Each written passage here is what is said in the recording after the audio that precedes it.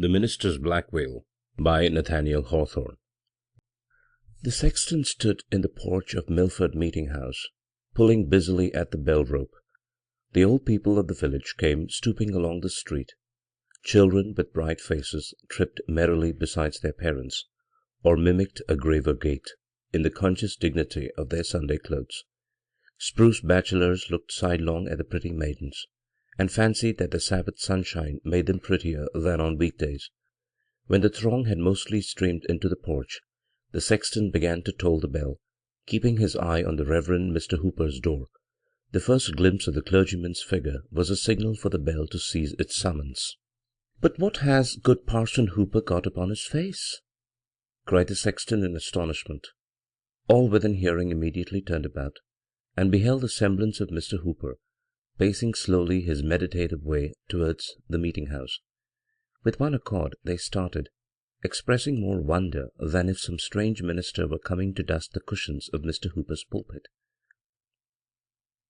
"Are you sure it is our parson?" inquired Goodman Gray of the sexton. "Of a certainty it is good Mr. Hooper," replied the sexton. "He was to have exchanged pulpits with Parson Shute of Westbury, but Parson Shute sent to excuse himself yesterday, being to preach a funeral sermon." The cause of so much amazement may appear sufficiently slight. Mr. Hooper, a gentlemanly parson of about 30, though still a bachelor, was dressed with due clerical neatness, as if a careful wife had starched his band and brushed the weekly dust from his Sunday's garb. There was but one thing remarkable in his appearance. Swathed about his forehead and hanging down over his face so low as to be shaken by his breath, Mr. Hooper had on a black veil. On a nearer view it seemed to consist of 2 folds of crape which entirely concealed his features, except the mouth and chin, but probably did not intercept his sight, further than to give a darkened aspect to all living and inanimate things. With this gloomy shape before him, good Mr. Hooper walked onward, at a slow and quiet pace, stooping somewhat and looking on the ground, as is customary with abstracted men, yet nodding kindly to those of his parishioners who still waited on the meeting-house steps. But so wonder-struck were they that his greeting hardly met with a return. "I can't really feel as if good Mr. Hooper's face was behind that piece of crape," said the sexton. "I don't like it," muttered an old woman, as she hobbled into the meeting-house. "He has changed himself into something awful, only by hiding his face." "Our parson has gone mad," cried Goodman Gray, following him across the threshold. A rumour of some unaccountable phenomenon had preceded Mr. Hooper into the meeting-house, and set all the congregation astir. Few could refrain from twisting their heads towards the door. Many stood upright and turned directly about, while several little boys clambered upon the seats and came down again with a terrible racket. There was a general bustle, a rustling of women's gowns and shuffling of the men's feet, greatly at variance with that hushed repose which should attend the entrance of the minister. But Mr. Hooper appeared not to notice the perturbation of his people. He entered with an almost noiseless step, bent his head mildly to the pews on each side, and bowed as he passed his old parishioner, a white-haired great-grandsire, who occupied an armchair in the centre of the aisle. It was strange to observe how slowly this venerable man became conscious of something singular in the appearance of his pastor. He seemed not fully to partake of the prevailing wonder till Mr. Hooper had ascended the stairs and showed himself in the pulpit, face to face with his congregation, except for the black veil. The mysterious emblem was never once withdrawn. It shook with his measured breath as he gave out the psalm. It threw its obscurity between him and the holy page as he read the Scriptures, and while he prayed, the veil lay heavily on his uplifted countenance. Did he seek to hide it from the dread being whom he was addressing? Such was the effect of this simple piece of crape that more than one woman of delicate nerves was forced to leave the meeting-house. Yet perhaps the pale-faced congregation was almost as fearful a sight to the minister as his black veil to them. Mr. Hooper had the reputation of a good preacher, but not an energetic one. He strove to win his people heavenward by mild, persuasive influences, rather than to drive them thither by the thunder of the word. The sermon which he now delivered was marked by the same characteristics of style and manner as a general series of his pulpit oratory, but there was something, either in the sentiment of the discourse itself or in the imagination of the auditors, which made it greatly the most powerful effort that they had ever heard from their pastor's lips. It was tinged rather more darkly than usual with the gentle gloom of Mr. Hooper's temperament. The subject had reference to secret sin, and those sad mysteries which we hide from our nearest and dearest, and would fain conceal from our own consciousness, even forgetting that the Omniscient can detect them. A subtle power was breathed into his words. Each member of the congregation, the most innocent girl, and the man of hardened breast, felt as if the preacher had crept upon them behind his awful veil, and discovered their hoarded iniquity of deed or thought. Many spread their clasped hands on their bosoms. There was nothing terrible in what Mr. Hooper said, at least no violence, and yet with every tremor of his melancholy voice the hearers quaked. An unsought pathos came hand in hand with awe. So sensible were the audience of some unwonted attribute in their minister that they longed for a breath of wind to blow aside the veil, almost believing that a stranger's visage would be discovered, though the form, gesture, and voice were those of Mr. Hooper. At the close of services the people hurried out with indecorous confusion, eager to communicate their pent-up amazement and conscious of lighter spirits the moment they lost sight of the black veil. Some gathered in little circles, huddled closely together, with their mouths all whispering in the centre. Some went homeward alone, wrapped in silent meditation. Some talked loudly, and profaned the Sabbath day with ostentatious laughter. A few shook their sagacious heads, intimating that they could penetrate the mystery, while one or two affirmed that there was no mystery at all, but only that Mr. Hooper's eyes were so weakened by the midnight lamp as to require a shade. After a brief interval, forth came good Mr. Hooper, also in the rear of his flock. Turning his veiled face from one group to another, he paid due reverence to the hoary heads, saluted the middle-aged with kind dignity as their friend and spiritual guide, greeted the young with mingled authority and love, and laid his hands on the little children's heads to bless them. Such was always his custom on the Sabbath day. Strange and bewildered looks repaid him for his courtesy. None, as on former occasions, aspired to the honour of walking by their pastor's side. Old Squire Saunders, doubtless by an accidental lapse of memory, neglected to invite Mr. Hooper to his table, where the good clergyman had been wont to bless the food almost every Sunday since his settlement.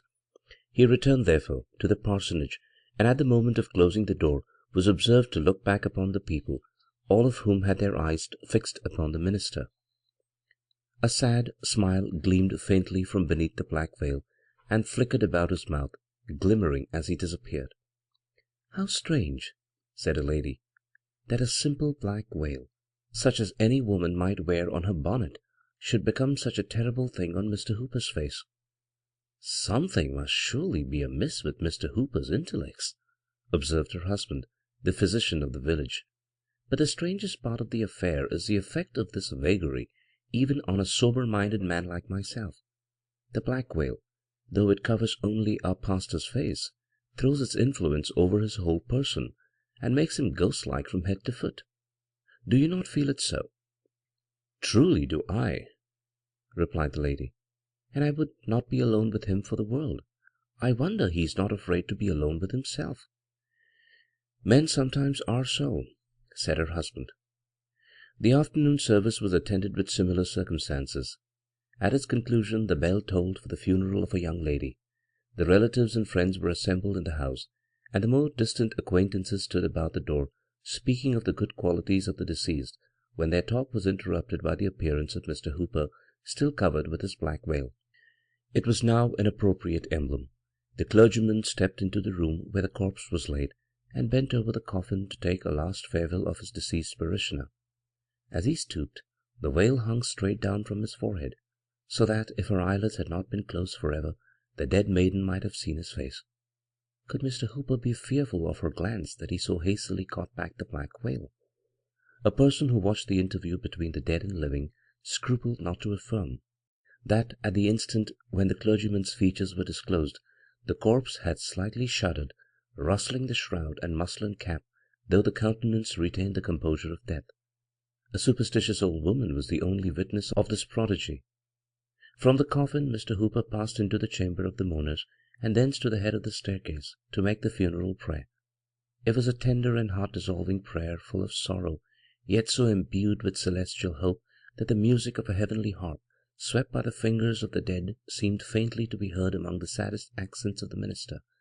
The people trembled, though they but darkly understood him when he prayed that they and himself and all of mortal race might be ready, as he trusted this young maiden had been, for the dreadful hour that should snatch the veil from their faces.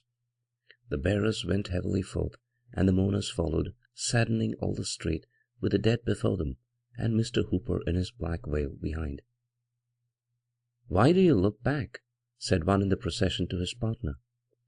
"I had a fancy," replied she, "that the minister and the maiden's spirit were walking hand in hand."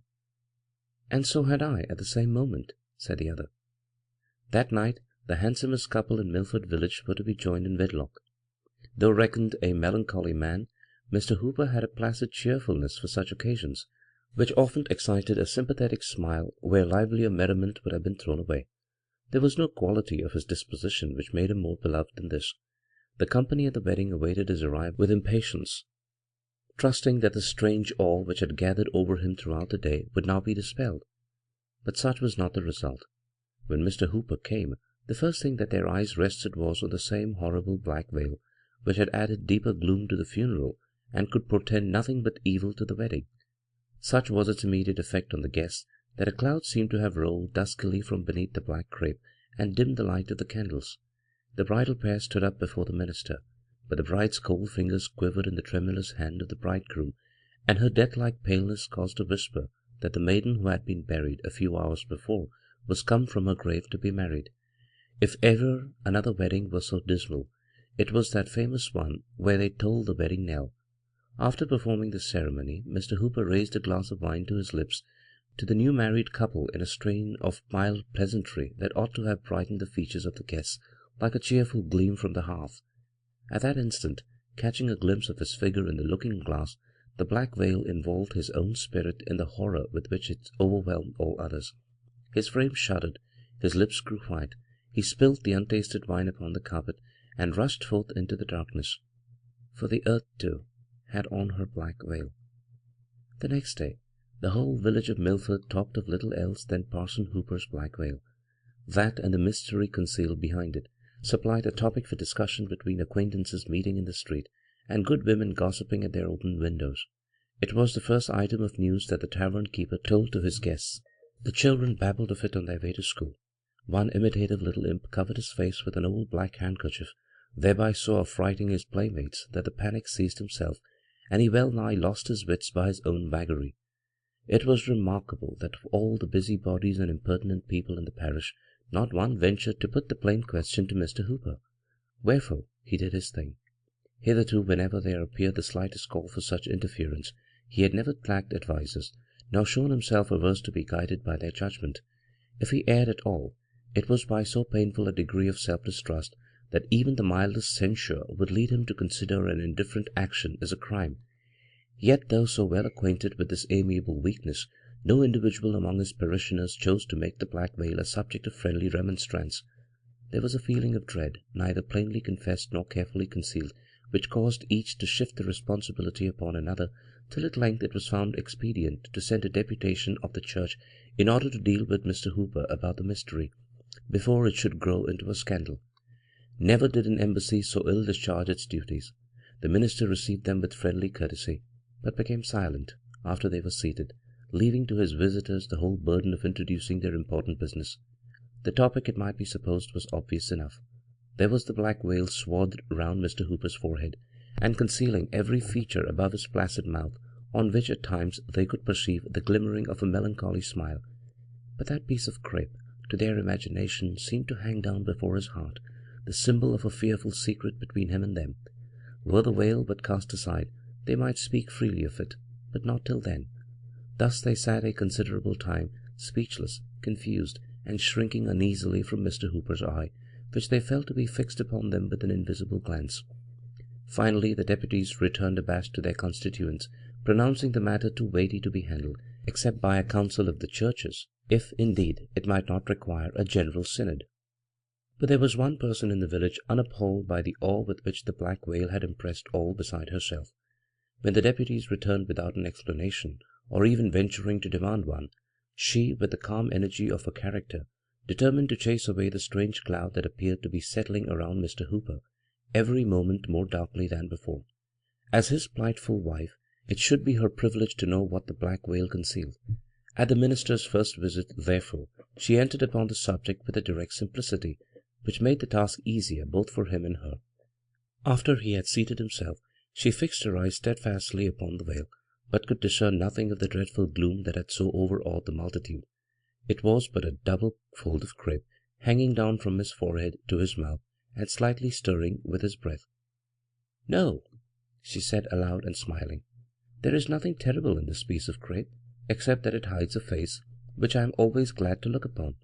Come, good sir, let the sun shine from behind the cloud. First lay aside your black veil, then tell me why you put it on." Mr. Hooper's smile glimmered faintly. "There is an hour to come," said he, "when all of us shall cast aside our veils. Take it not amiss, beloved friend, if I wear this piece of crape till then." "Your words are a mystery, too," returned the young lady. "Take away the veil from them, at least." "Elizabeth, I will," said he, "so far as my vow may suffer me. Know, then, this veil is a type and a symbol, and I am bound to wear it ever, both in light and darkness, in solitude and before the gaze of multitudes, and as with strangers, so with my familiar friends. No mortal eye will see it withdrawn. This dismal shade must separate me from the world. Even you, Elizabeth, can never come behind it." "What grievous affliction hath befallen you," she earnestly inquired, "that you should thus darken your eyes forever?" "If it be a sign of mourning," replied Mr. Hooper, "I, perhaps, like most other mortals, have sorrows dark enough to be typified by a black veil." "But what if the world will not believe that it is the type of an innocent sorrow?" urged Elizabeth.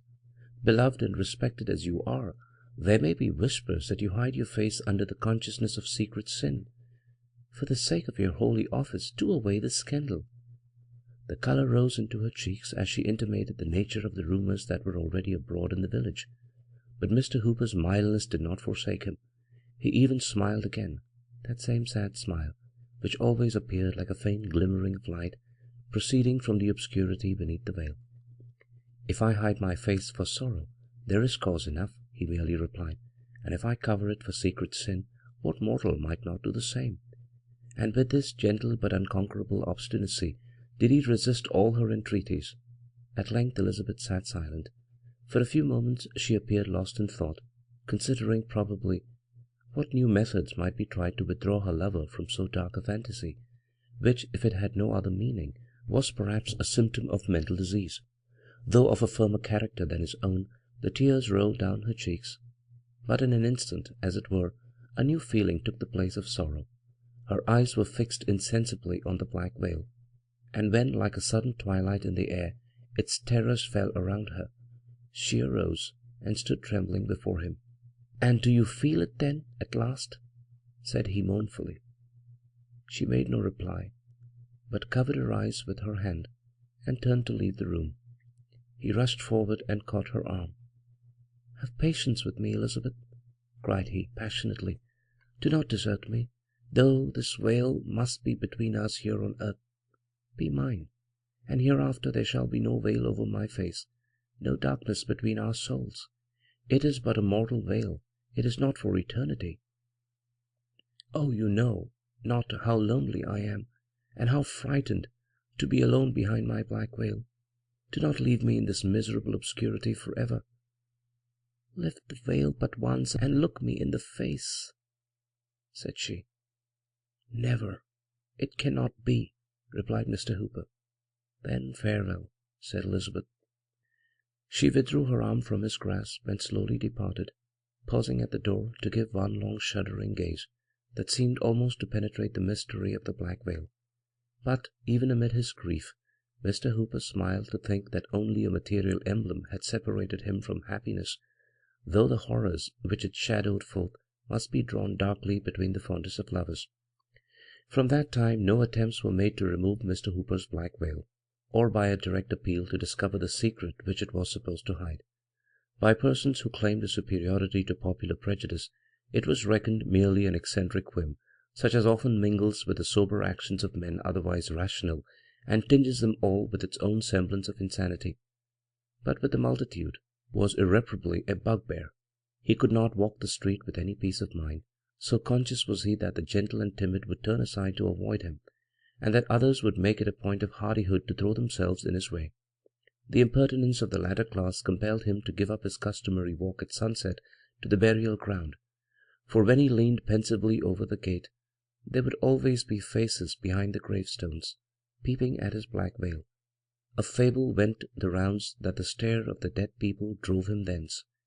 It grieved him to the very depth of his kind heart to observe how the children fled from his approach, breaking up their merriest sports, while his melancholy figure was yet afar off.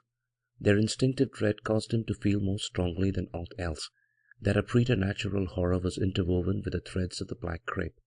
In truth, his own antipathy to the veil was known to be so great that he never willingly passed before a mirror, nor stooped to drink at a still fountain, lest in its peaceful bosom he should be affrighted by himself. This was what gave plausibility to the whispers that Mr. Hooper's conscience tortured him for some great crime too horrible to be entirely concealed, or otherwise than so obscurely intimated. Thus from beneath the black veil there rolled a cloud into the sunshine, an ambiguity of sin or sorrow which enveloped the poor minister, so that love or sympathy could never reach him. It was said that ghost and fiend consorted with him there. With self-shudderings and outward terrors he walked continually in its shadow, groping darkly within his own soul, or gazing through a medium that saddened the whole world. Even the lawless wind, it was believed, respected his dreadful secret, and never blew aside the veil. But still good Mr. Hooper sadly smiled at the pale visages of the worldly throng as he passed by. Among all its bad influences, the black veil had the one desirable effect of making its wearer a very efficient clergyman. By the aid of his mysterious emblem, for there was no other apparent cause, he became a man of awful power over souls that were in agony for sin. His converts always regarded him with a dread peculiar to themselves, affirming, though but figuratively, that before he brought them to celestial light they had been with him behind the black veil. Its gloom, indeed, enabled him to sympathize with all dark affections. Dying sinners cried aloud for Mr. Hooper, and would not yield their breath till he appeared, though ever as he stooped to whisper consolation, they shuddered at the veiled face so near their own. Such were the terrors of the black veil. Even when death had bared his visage, strangers came long distances to attend service at his church, with the mere idle purpose of gazing at his figure, because it was forbidden them to behold his face. But many were made to quake ere they departed. Once, during Governor Belcher's administration, Mr. Hooper was appointed to preach the election sermon. Covered with his black veil, he stood before the chief magistrate, the council, and the representatives, and wrought so deep an impression that the legislative measures of that year were characterized by all the gloom and piety of our earlier ancestral sway. In this manner Mr. Hooper spent a long life, irreproachable in outward act, yet shrouded in dismal suspicions, kind and loving though unloved, and dimly feared, a man apart from men, shunned in their health and joy, but ever summoned to their aid in mortal anguish. As years wore on, shedding their snows above his sable veil, he acquired a name throughout the New England churches, and they called him Father Hooper. Nearly all his parishioners who were of mature age when he was settled had been borne away by many a funeral. He had one congregation in the church, and a more crowded one in the churchyard, and having wrought so late into the evening, and done his work so well, it was now good Father Hooper's turn to rest. Several persons were visible by the shaded candlelight in the deck chamber of the old clergyman. Natural connections he had none, but there was the decorously grave though unmoved physician, seeking only to mitigate the last pangs of the patient whom he could not save. There were the deacons and other eminently pious members of his church. There also was the Reverend Mr. Clark of Westbury, a young and zealous divine, who had ridden in haste to pray by the bedside of the expiring minister. There was the nurse, no hired handmaiden of death, but one whose calm affection had endured thus long in secrecy, in solitude, amid the chill of age, and would not perish even at the dying hour. Who but Elizabeth? and there lay the hoary head of good Father Hooper upon the dead pillow, with the black veil still swathed about his brow, and reaching down over his face, so that each more difficult gasp of his faint breath caused it to stir. All through life that piece of crape had hung between him and the world. It had separated him from cheerful brotherhood and woman's love, and kept him in that saddest of all prisons, his own heart, and still it lay upon his face, as if to deepen the gloom of his darksome chamber and shade him from the sunshine of eternity. For some time previous his mind had been confused, wavering doubtfully between the past and the present, and hovering it forward, as it were, at intervals into the indistinctness of the world to come. There had been feverish turns which tossed him from side to side, and wore away what little strength he had, but in his most convulsive struggles and in the wildest vagaries of his intellect, when no other thought retained its sober influence, he still showed an awful solicitude lest the black veil should slip aside. Even if his bewildered soul could have forgotten, there was a faithful woman at his pillow, who with averted eyes would have covered that aged face, which she had last beheld in the comeliness of manhood. At length the death-stricken old man lay quietly in the torpor of mental and bodily exhaustion, with an imperceptible pulse, and breath that grew fainter and fainter, except when a long, deep, and irregular inspiration seemed to prelude the flight of his spirit. The minister of Westbury approached the bedside. "Venerable Father Hooper," said he, "the moment of your release is at hand. Are you ready for the lifting of the veil that shuts in time from eternity?" Father Hooper at first replied merely a feeble motion of his head. Then, apprehensive, perhaps, that his meaning might be doubted, he exerted himself to speak. "Yea," said he in faint accents, "my soul hath a patient weariness until that veil be lifted." "And is it fitting," resumed the Reverend Mr. Clark, "that a man so given to prayer, of such a blameless example, holy in deed and thought, so far a moral judgment may pronounce, is it fitting that a father in the church should leave a shadow on his memory that may seem to blacken a life so pure? I pray you, my venerable brother, let not this thing be. Suffer us to be gladdened by your triumphant aspect as you go to your reward. Before the veil of eternity be lifted, let me cast aside this black veil from your face." And thus speaking, the Reverend Mr. Clark bent forward to reveal the mystery of so many years. But exerting a certain energy that made all the beholders stand aghast, Father Hooper snatched both his hands from beneath the bedclothes and pressed them strongly on the black veil, resolute to struggle if the minister of Westbury would contend with the dying man. "Never!" cried the veiled clergyman. "On earth, never!" "Dark old man!" exclaimed the affrighted minister, "with what horrible crime upon your soul are you now passing to the judgment?" Father Hooper's breath heaved, it rattled in his throat, but with a mighty effort, grasping forward with his hands, he caught hold of life and held it back till he should speak. He even raised himself in bed, and there he sat, shivering with the arms of death around him, while the black veil hung down, awful at that last moment in the gathered terrors of a lifetime. And yet the faint, sad smile, so often there, now seemed to glimmer from its obscurity and linger on Father Hooper's lips. "Why do you tremble at me alone?" cried he, turning his veiled face round the circle of pale spectators. "Tremble also at each other. Have men avoided me, and women shown no pity, and children screamed and fled only for my black veil? What but the mystery which it obscurely typifies has made this piece of crape so awful? When the friend shows his inmost heart to his friend, the lover to his best beloved, when a man does not vainly shrink from the eye of his Creator, loathsomely treasuring up the secret of his sin, then deem me a monster, for the symbol beneath which I have lived and died. I look around me, and lo, on every visage a black veil." While his auditors shrank from one another in mutual affright, Father Hooper fell back upon his pillow, a veiled corpse, with a faint smile lingering on his lips. Still veiled, they laid him in his coffin, and a veiled corpse they bore him to the grave. The grass of many years has sprung up and withered on that grave, The burial stone is moss-grown, and good Mr. Hooper's face is dust. But awful is still the thought that it mouldered beneath the black veil.